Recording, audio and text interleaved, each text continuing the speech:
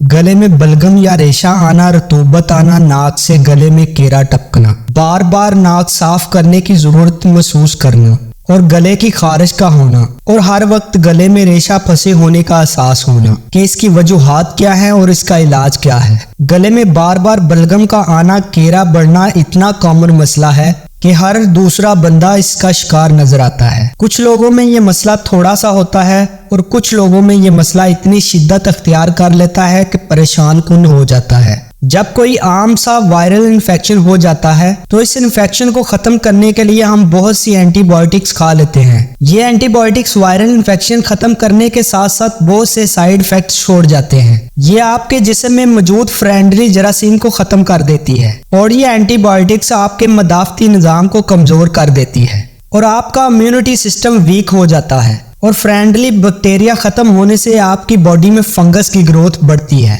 और फिर ये फंगस साइनसिस की वजह बनती है। ये साइनसिस ऐसी कंडीशन होती है जिसमें नाक की कैविटी में सोजिश शुरू हो जाती है और ये सर दर्द बहती हुई नाक या बंद नाक की वजह बनती है। तो आप एक छोटे से वायरल इन्फेक्शन को खत्म करते करते आप एक बड़े मसले में फंस जाते हैं। फिर आपको इस मसले को हल करने के लिए इससे भी स्ट्रॉन्ग मेडिसिन खाना पड़ती है जो फिर मजीद साइड इफेक्ट्स का बायस बनती है और आपके मदाफती निज़ाम को कमजोर करती है। लिहाजा हमें इन मेडिसिन पर गौर करना चाहिए। हमें थोड़ा सा कोई भी मसला हो जाए तो इन एंटीबायोटिक से परहेज करें। इसकी एक वजह यह भी है कि दांतों में टाटर का जमना, दांतों में प्लाक का जमा होने की वजह से भी ये मजीद बिगड़ सकता है। आप ये महसूस करें कि एंटीबायोटिक्स खाने से आपका मसला मजीद बढ़ तो नहीं रहा और फिर आपके हलक में हर वक्त रेशा टपकता है। अगर आप रात को स्लोरिंग करते हैं यानी कि खराटे लेते हैं, सही तरीके से सांस नहीं ले पाते, इसकी भी वजह फंगल ग्रोथ और बायोफिल्म्स का बनना है और फिर इस नतीजे में ज्यादा गले में रेशा पैदा होता है। अगर आपको रेशा येलोविश या ग्रीनिश आ रहा है तो ये बैक्टीरियल इन्फेक्शन है और अगर आपको वायरल इन्फेक्शन है तो इसमें रेशा साफ रंग का होता है। लेकिन ये 100% एक्यूरेट नहीं है क्योंकि आप दोनों इन्फेक्शन का इकट्ठे भी शिकार हो सकते हैं। अगर तो ये प्रॉब्लम स्वेयर नहीं है तो आप नॉर्मल सलाइन सोल्यूशन से गार्गल कर सकते हैं यानी कि गरारे कर सकते हैं। सॉलिड वाटर से नेजल विंस भी कर सकते हैं। इसमें आपने एक नथरे से पानी डालना होता है और दूसरे से बाहर निकालना होता है। ये माइनर इन्फेक्शन को कवर करने के लिए बड़ा आसान और बेहतरीन तरीका है। नमक में जरासीम मारने की ताकत होती है। ये नमक वाला पानी आप घर में भी बना सकते हैं जिसमें ½ टीस्पून साल्ट 1 कप नीम गर्म पानी में मिक्स कर लें और अपने नाक के अंदर से अच्छे से धोएं। ये एक बहुत इफेक्टिव तरीका है। एक और बहुत अच्छी चीज है वो है बेबी शैम्पू।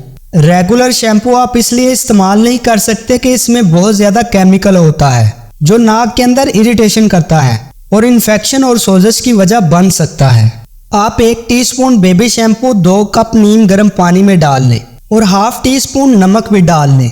इसको मिक्स कर लें, फिर नाक के अंदर अच्छे से धोएं। यह साइनसिस में जमे हुए रेशे को डाइल्यूट कर देगा, इसको लूज कर देगा।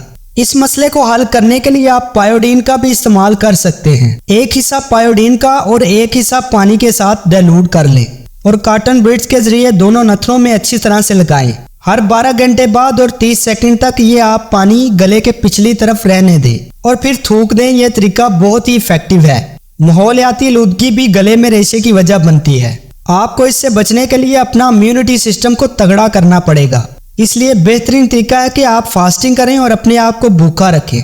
और यहाँ आपको फूड एलर्जी की वजह भी हो सकती है, यानी दूध, मलाई, लस्सी और चीनी वगैरह से बचें, ये इन्फ्लेमेशन करती है। और आप लहसुन को अपनी खुराक में शामिल करें। कच्चा लहसुन खाने के साथ खाएं, ये एंटी माइक्रोबियल है। ये आपके इम्यूनिटी सिस्टम को स्ट्रॉन्ग करता है। ये पैगाम अपने दोस्तों में शेयर करें ताकि सभी इसका फायदा उठा सकें।